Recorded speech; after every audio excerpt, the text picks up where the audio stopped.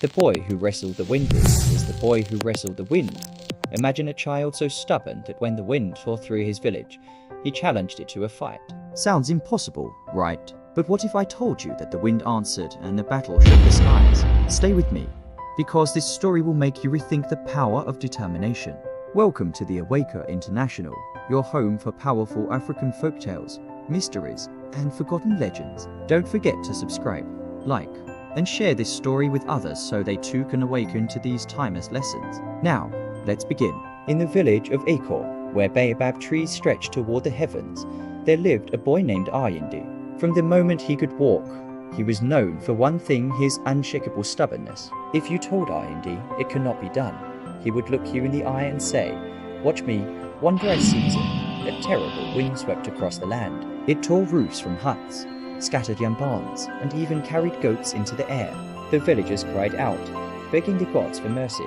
But Ayinde stood in the center of the storm, fists clenched. "I will fight it," he shouted. The elders laughed. "How can a boy fight the wind? You cannot see it. You cannot hold it. You cannot strike it."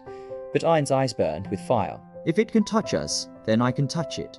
That night, under the pale moon, Ayinde walked to the tallest hill, where the wind howled the loudest. He planted his feet in the red earth and shouted, "Wind, come down and face me like a warrior." And to the shock of the trees and stars, the wind obeyed. It whirled and twisted, shaping itself into a giant with arms of dust and a voice like thunder. The battle began. The wind struck first, hurling Ayinde across the ground. But the boy rose, coughing, and slammed his hands into the air as if gripping something unseen. The villagers watching from afar gasped. Ayinde was wrestling the very air itself. For hours, they fought dust and boy, storm and flesh.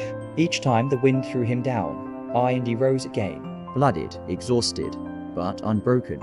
Finally, with one last shout, he grabbed a rope of palm fiber he had carried with him, twisted it into the air, and bound the wind's giant form to the ground. The storm ceased. Silence filled the land. The villagers ran up the hill, staring at the still air. The roofs lay where they had fallen. The trees stood tall, and the wind tamed for the first time whispered softly like a beaten warrior.